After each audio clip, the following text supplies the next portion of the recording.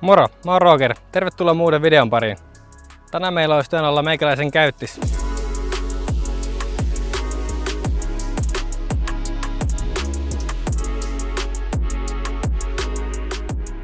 Kyseessä on 740 Bemari vuodelta 1997.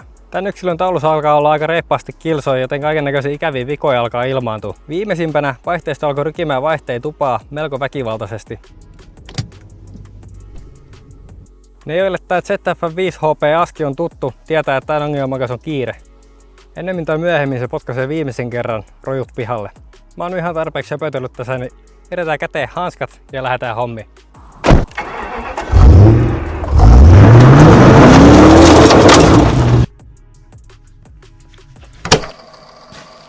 Hetkonen, pikku paussi vielä. Elikkä oli siis tarkoitus tuosta uudesta askista, tai siis toimivasta askista, ottaa toi venttiilikoneisto ja koittaa sovittaa se tuohon vanhaan askiin.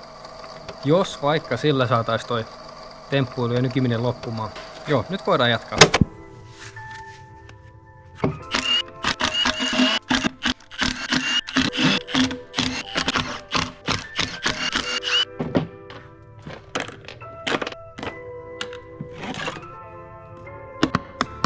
Vähän jännittävää kyllä tämmöistä automaattiaskia lähteä purkamaan, kun ei ole ennen ollut tekemisissä näiden kanssa. Toivottavasti videon päätteeksi mulla on toimiva auto, ettei tarvitse laittaa projektina myyntiin.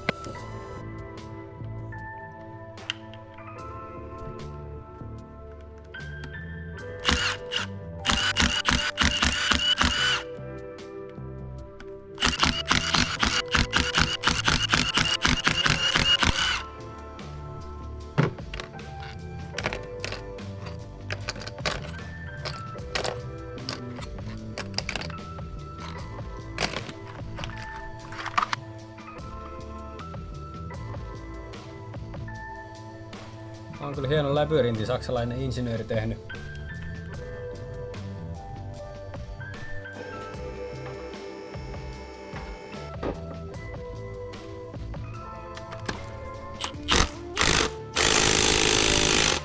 Juh, ei lähde mihinkään.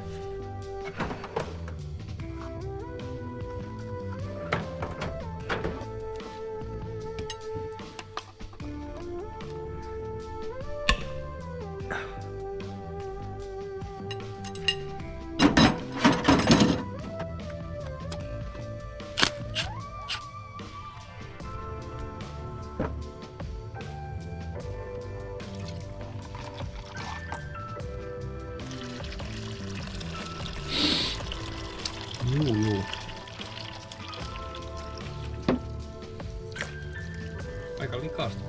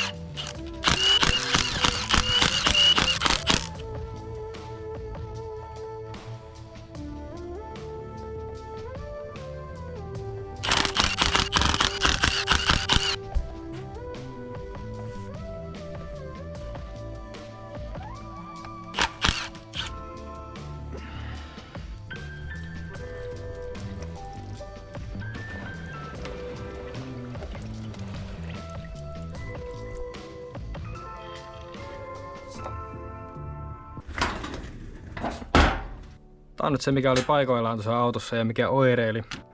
Eli alkuun mulla oli vahva epäily, että se olisi toi pääpaineensäätö venttiili, mikä on tossa noin. Niin hätäs kattoo missä kunnossa se on.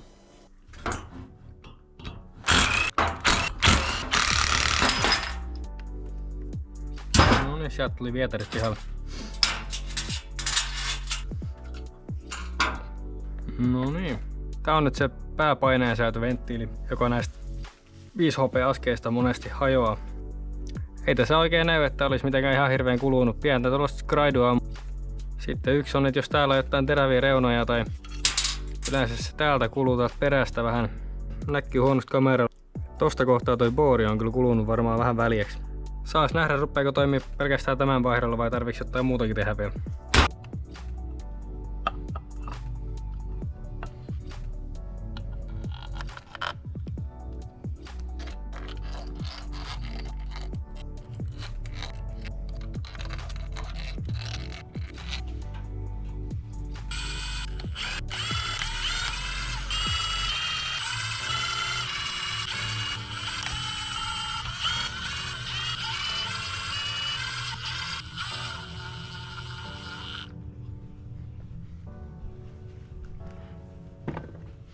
Näissä autohommissa monesti tulee käytettyä pulttipyssyä, mutta tää on vähän semmonen arka paikka, että ehkä tässä kannattaisi olla ihan fiksuja käyttää oikeita momenttia. Menee muuten ihan solmuuteen koneisto. Mä laitan ne oikeat momentit näkymään tuohon ruudulle, niin pistäkää pauselle vaikka jos tarvitte näitä.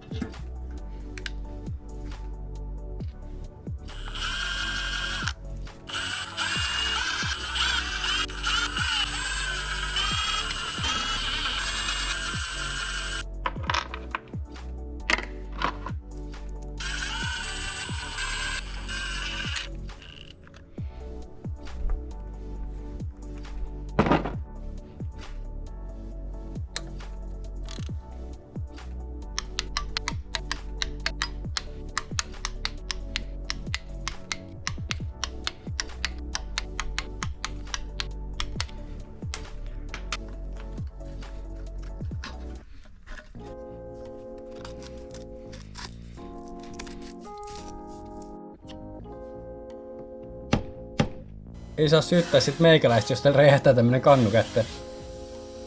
Tähän öljyn täyttöön oli aika tarkat ohjeet. Vois luulla, että olisi helpompi katsoa öljytikusta, mutta tähän ei semmoista ole asennettu. Niin. Ja taas jos joku tarvii, niin pistin tuohon ruudulle se ohjeen näkymään. Kannattaa seurata aika tarkkaa. Nää on aika tarkkoja öljyn määrästä, niin jos se on liikaa tai liian vähän, niin saattaa olla kaiken näköisiä ongelmia.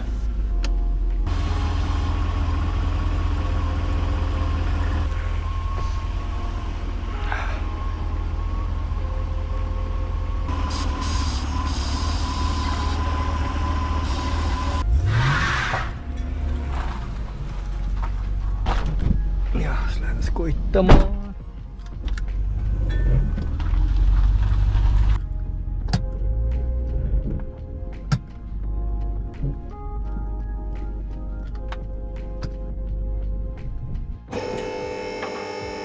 No ei se vika vissi ollutkaan siinä venttiilissä. No ei kai siinä vaihdetaan vielä kaikki solenoidit kerrallaan, niin katsotaan jos siitä olisi jotain apua. Näitähän voisi yksi kerrallaan vaihtaa näitä solenoideja, niin löytäisi sen oikeasti viallisen, mutta siihen joutuisi laskemaan aina öljystä pihalle joka kerta, niin me ei ihan niin paljon työtä ruveta tekemään. Tuossa on vielä toi solenoidikaavio, jos jollekin olisi jotain apua.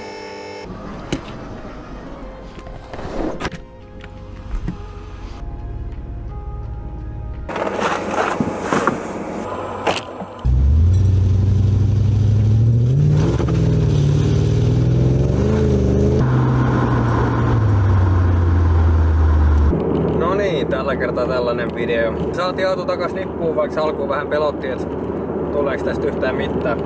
Eli tällä rempalla saatiin nyt korjattua toi 3-4 vaihteen ylös- ja alasvaihto. Siinä tää ennen rykäsi aika rajusti. Se luultavasti johtui siitä, että oli noissa vaihdelaatikon nopeusantureissa oli vähän jotain paskaa kertynyt, niin se ei oikein mitään on niitä arvoja oikein, niin se sen takia vaihtoi vähän hassusti. Samalla saatiin hillittyä driville vaihtoa, eli kun vaihtaa parkilta driville, niin Se ei enää rykäise samalla tavalla kuin ennen. Aina silloin tällöin se vähän rykäisee vieläkin, mutta kyllä se parani ihan huomattavasti.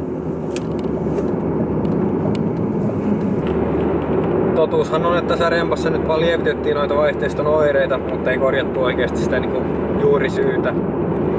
Eli juurisyyhän on se, että siellä on luultavasti noin kitkalevyt ja vaihdepakat alkaa olla vähän kuluneita. Kuitenkin 400 tonnia ajettu auto. Tosiaan siellä voi olla myös joku O-rengas, mikä on kulunut sillä kohtuu loppuun. Mulla on toki kokonainen varavaihteisto tähän autoon, mutta kun ei mulla ole toista käyttöautoa nyt, niin oli pakko tehdä tämmönen pikaremontti. Muutenhan mä olisin vaihtanut suoraan se vähemmän ajetun ja paremman vaihteiston tähän. Mut miehen pitää ajaa jollain ja käydä töissä. Hei, tykätkää videosta, jos tykkäsitte. Seuratkaa kanavaa. Jotain samantapaista kontenttia jatkossakin luvassa. Ensi videolla unboxataan semmonen Kiinan laser. Sen enempää en paljasta, useamman kuukauden tili meni sinne, toivottavasti tulee jotain vastineeksikin. Mut saas nähdä. Se on moro!